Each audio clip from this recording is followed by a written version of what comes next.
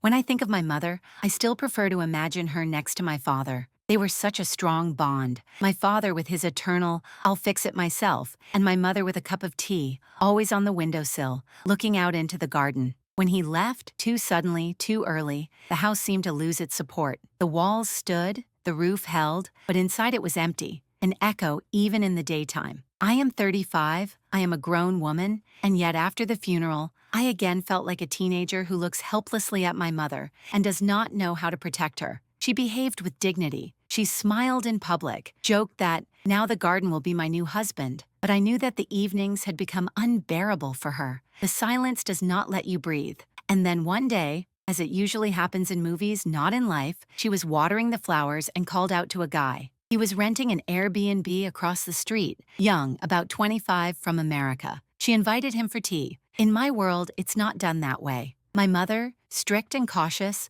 is not the one to invite a strange man into the house, but she called and he came. At first, I found out about it on the phone. My mother told me about it easily, as if she was sharing something ordinary. Imagine, honey, the neighbor turned out to be from New York. He cooks better than any restaurant, he says. I thought, okay, it's strange, but maybe he really is a casual acquaintance. But when I first met him in person, it was as if a chill had washed over me. He was awkward to the extreme, like a schoolboy who was put at the blackboard. He mumbled something unintelligible, avoided looking at me, as if I was superfluous in his frame. And this feeling did not go away. Not just embarrassed, but as if he was uncomfortable that I saw him next to my mother. Since then, I have come more often, and every time, he is there. Cooking in her kitchen, helping to clean, going to a cafe with her. Sometimes, he stays overnight in the guest room. And the hardest thing is this intonation in the house. When I come in, it seems to me that I am intruding into someone else's life, where the roles have already been assigned and mine is not there. And then, a new blow. Mom confessed through tears that she found out. He is also spending time with another woman, also older than him, also apparently looking for in him what she cannot get from her peers. Mom cried, and then an angry feeling flared up inside me. How dare he use her at her age, in her pain? I tried to talk to her gently. Mom, I'm glad you have a friend, but I don't like that he stays overnight. She suddenly closed like a shutter and only said in a cold voice, it's none of your business. Since then, I have two voices inside me. One is the protective one who hisses, he's weird. Also, he's playing a role to get an advantage. This smells like something dark. The other is the daughter's who thinks, what if I'm just jealous? What if I cling to any man near her because I don't want to see her with anyone but daddy? And still, when I walk into the house and smell his food, see his things on the chair, I feel sick. Not because he's a bad cook, but because it seems to me, he's stealing my mother from me and I can't do anything. And the scariest thing is, I'm not sure where the line is. Do I really see danger, or am I just afraid that someone else will take the place next to her? I caught myself obsessively checking my mom's WhatsApp. She showed me the messages herself. Look, he sent me a photo of the pasta he made, and smiled as if it was something incredibly cute. I nodded, but inside I was cringing. Why would a 25-year-old guy cook dinner for a woman twice his age and stay the night at her place? Does he really just want kindness and home comfort? Doubts grew, and I started digging. His social media page was full of blurry photos, a selfie in a hoodie, some city views, a couple of guitar chords. No friends marked as close circle, no normal family notes. It was as if he appeared out of nowhere. I asked my mother directly, Mom, what do you know about him? Well, except for his name and the fact that he is from America? She was offended. I feel everything, my dear. He is kind, caring, and I finally don't feel so lonely. Her eyes were trembling, a familiar expression when she is defending herself not from me, but from the world. But I saw that it was more like falling in love than friendship. For the first time in a long time, Mom came alive. New dresses, her hair was done, even perfume for every day. And then I asked myself again, do I have the right to interfere? Maybe she just wants to feel like a woman again and not a widow. And yet doubts remained, especially after that evening when I accidentally saw him on the street. I was walking to the car and noticed him at the neighboring store. There was another woman with him, older than my mother. They were laughing. He was carrying her bag, and it looked intimate. When I told my mother, she flared up. I already know. She's from the sports club. He's just helping her. But you're specifically looking for reasons to ruin everything I have left. I felt a wall grow between us. For the first time, she screamed at me with such fury, as if I were an enemy. I hardly slept that night. I thought about Dad. He was always older, more reliable, a man of stone. And now instead of him next to Mom, there was some 25-year-old tourist. I tried to imagine what Dad would say, and I couldn't. Maybe he would want Mom to find comfort too. Or would he protect her like I did? The next day, I decided to do things differently. Not to pry openly, but to observe. I arrived unannounced. The house smelled of spices and herbs. He was cooking, and on the table lay neatly folded grocery bills, but among them was one strange piece of paper, a printout from Airbnb. His reservation had already ended 2 weeks ago. Are you still renting the house across the street? I asked, trying to sound calm. He hesitated and looked away. Yes, of course. I just sometimes spend the night here so as not to waste time. His voice trembled, and at that moment, for the first time, I clearly felt that he was hiding something. Mom immediately stood up for him, as if I had accused him of a crime. That's enough, she said sharply. He's my friend, and if you can't accept him, maybe you should come less often. The words hit harder than a slap. Come less often. As if I'm not part of her home anymore, I walked outside, shaking, and caught myself thinking, it's not just about Mom anymore. This guy has gotten into our world so much that he's started erasing my boundaries too. And then I realized I have to find out the truth, even if it destroys our relationship, because it's better to hear something bitter once than to live next to a lie that could cost Mom everything. I always considered myself a person who would not spy. Peeping is something from cheap TV series, and I grew up in a house where trust was chosen instead of checking. But here it is, that very threshold that you cross, not because you want to, but because you can't do otherwise. On Saturday, I parked at the end of the street and waited. The morning was gray as cotton wool. Wet grass stuck to the soles of my feet. Across the street, at that very Airbnb, the door swung open. He came out. He was wearing a pale hoodie, a backpack, a green sprig of parsley was sticking out of his pocket. A funny detail, as if he was sticking an "I'm home" sign on his chest. He turned towards our house, briefly, as if out of habit, and quickly walked left, not towards the store, but past. I followed him, at a distance, like in a textbook, on the other side, so that he would notice only if he wanted to. He turned into the coffee shop on the corner, the one where I go with my mother on Sundays. It was cramped inside. Monstera leaves, low lights, a barista in a knitted hat. He took a table by the window, and waited. A minute later she appeared, the other one. She was wearing a bright cloak and large drop-shaped earrings. She smiled. He stood up like a gentleman from an old movie and kissed her hand. I felt a knot slowly tie in my stomach. I couldn't hear their words. The glass muffled them, but their body language was louder. He leaned closer than was customary with just acquaintances, gently brushed an imaginary line off her cheek. She laughed, touched his sleeve, adjusted his collar. This was not the son of my mother's friend and not a volunteer. This was what my mother would call flirting. 20 minutes later, they came out. I hid for a second behind a counter with postcards about the best places in our city. They went to the ATM near the drugstore. The woman took out a card, entered a PIN, withdrew. I saw blue bills folded in half. He waved his hand as a sign of no, then took it anyway. A magnificent scene. I won't take it. Oh, well, if you insist. I was overcome with hot shame, as if I had entered someone else's bathroom, where people wash each other's backs. I got back in the car on weak legs and sat there, gripping the steering wheel so tightly my knuckles were white. Bailouts aren't a crime, but I felt the puzzle coming together. Mom's fridge suddenly full of Kentucky wings, the new coffee machine on sale, his sleepovers, Mom's printout of an Airbnb invoice with an in-progress date. I called Lena, my mother's neighbor across the street, the one who knows all the news before the newspaper. You mean this boy? She understood right away. Oh, he's like a comet to us, back and forth. The day before yesterday, he was carrying sacks of potatoes to Galia Petrovna's. A week ago, he was having a barbecue from the 3rd floor at Ira's. He helps, yes, but also, she paused meaningfully. Listen, I don't like that he spends the night at yours. I love your mother myself, but where does he live anyway? He says he's filming opposite. Renting?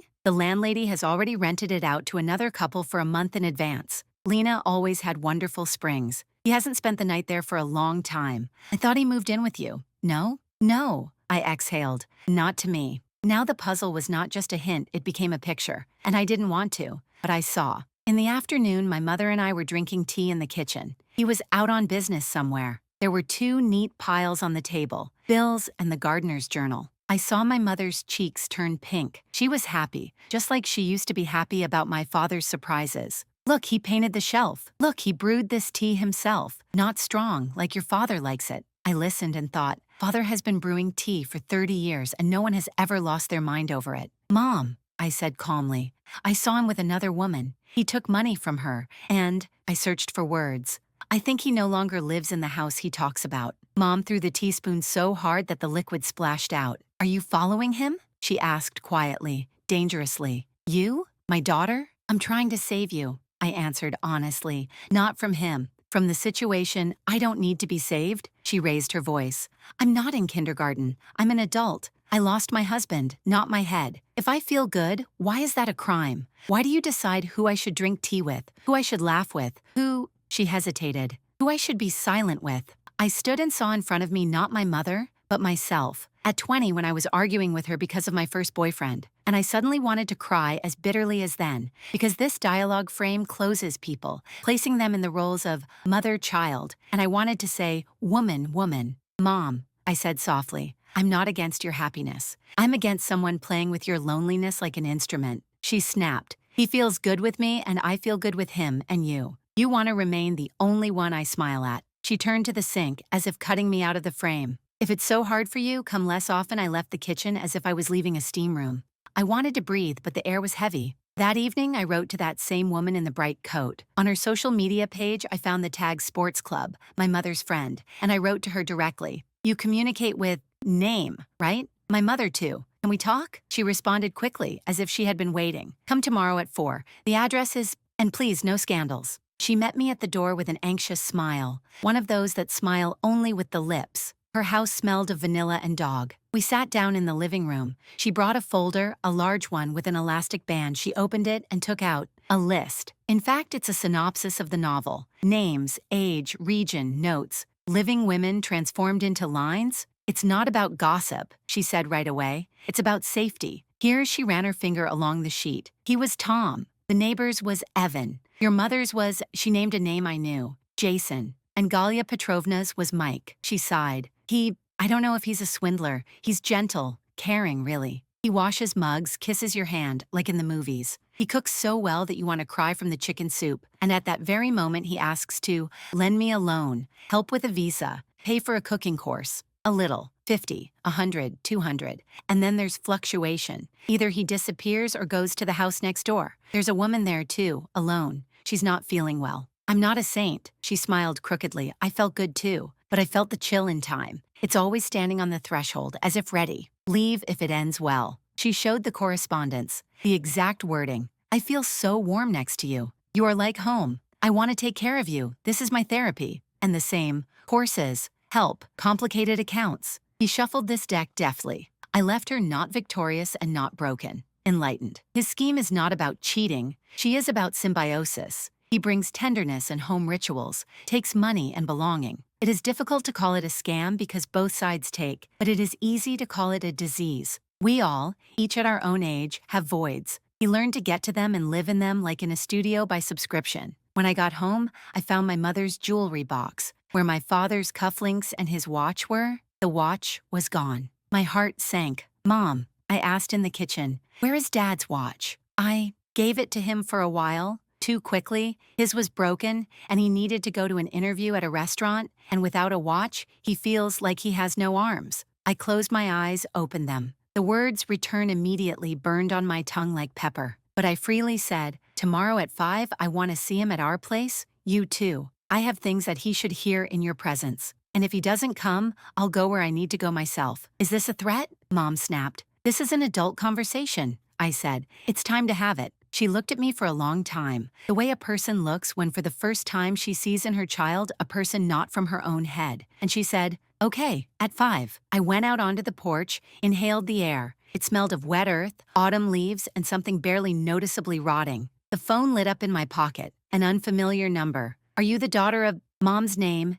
Yes. Then you should know. This young man lived with me a month ago. Give me back the watch. Otherwise, the police. Photo, Dad's watch. Unmistakably recognizable by the scratch on the bracelet. At 5, we were supposed to sit at the same table, and in my pocket burned a photo that could blow up our entire kitchen. The text from my mother came at the same time with an extra heartbeat. He's already on his way with bags. I put my phone down and suddenly felt calm. That strange calm that comes not because everything is fine, but because a plan has formed inside. At 4:45, I was at my mother's. She was nervously knitting and unraveling a scarf. The loops stretched and broke, like the days of the last months. On the table, I laid out an envelope with printouts. The correspondence of that woman, a list of names, a photo of a watch, a printout of the screen of the Airbnb owner's ad that rented out by the end of the month. On top was a sheet of paper on which I wrote 4 points with a marker. To be honest, where does he live? What does he live on? Why did he change his name?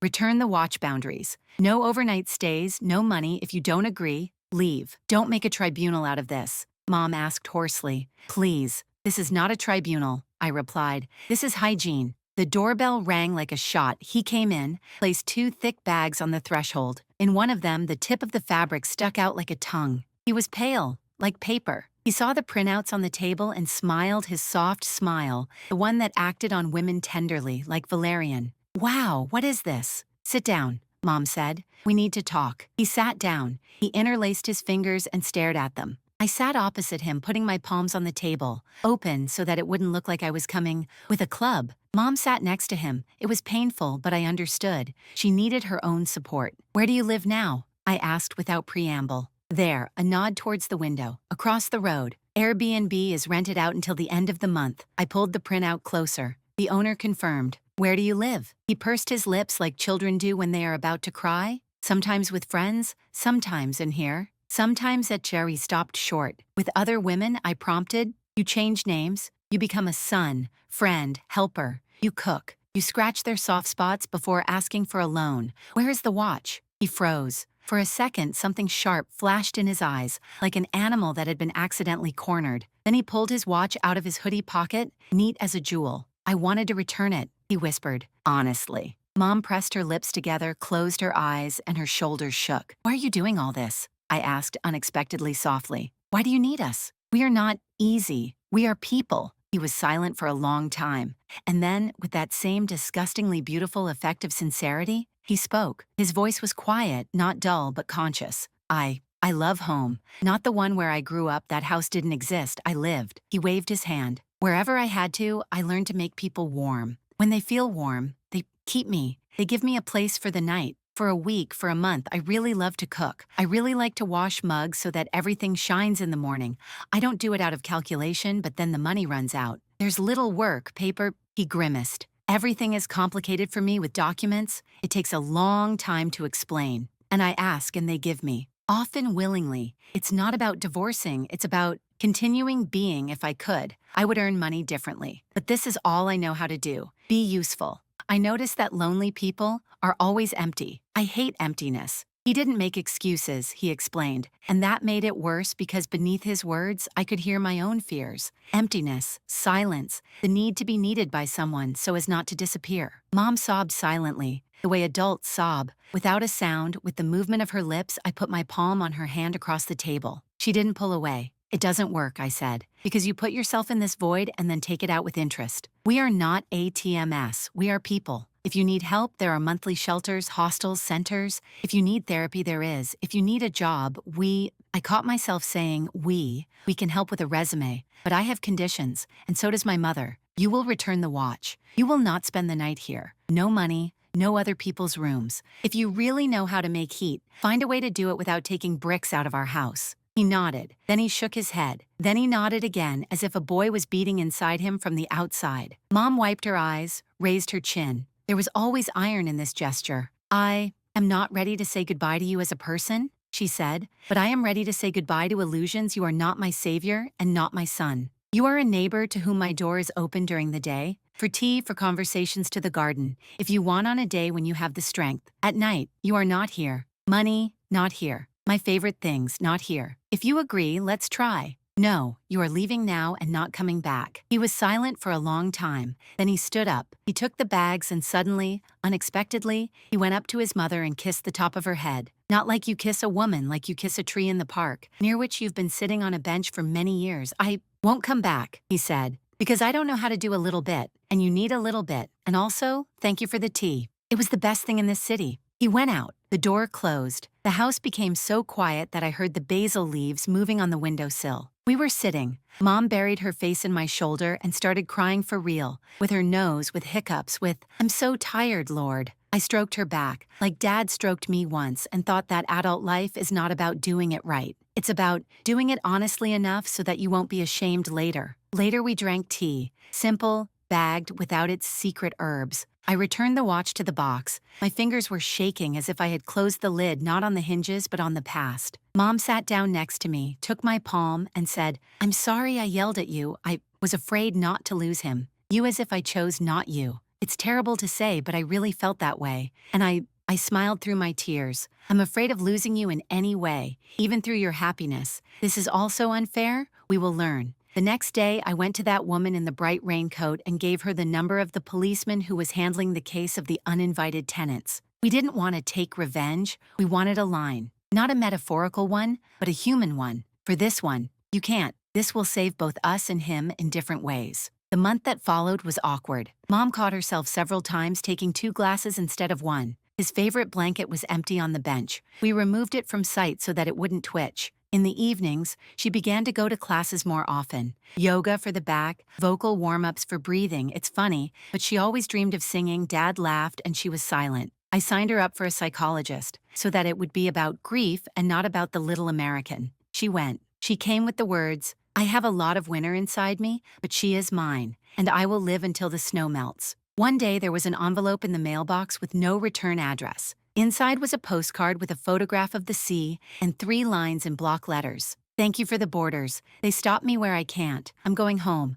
I hope you'll be alive and warm. Jay." Mom silently put the postcard between the pages of an old novel, saying, "Let it be a bookmark, to remember," and close. In the spring, we planted tulips. The earth was wet and heavy. Our nails got dirty. Mom scolded the slugs. We drank tea in the garden in 2 glasses without a third. And suddenly I felt truly calm. There was no longer someone else's direction in this scene. If you need a point, it is that in any love, even filial love, jealousy of someone else's warmth is normal, but jealousy should not rule. Borders are not an evil sign, no entry, but a warm hand that leads across the road. And also, that in a world where emptiness is inevitable, it is better to build bridges to each other than to invite random people to live in these emptinesses. Mom still looks back at the road sometimes. The habit doesn't disappear right away. But now, if she waves to someone from the garden, it's the boy next door with a bike who needs help fixing the chain. And I hand her the keys, and we laugh together when she scolds the new standards for bolts. I didn't become a hero and expose the con. Man of the Year, I was just there and said no, where yes would have traumatized us both. And that was enough because fair enough is sometimes the only thing a living person can do. And that's enough.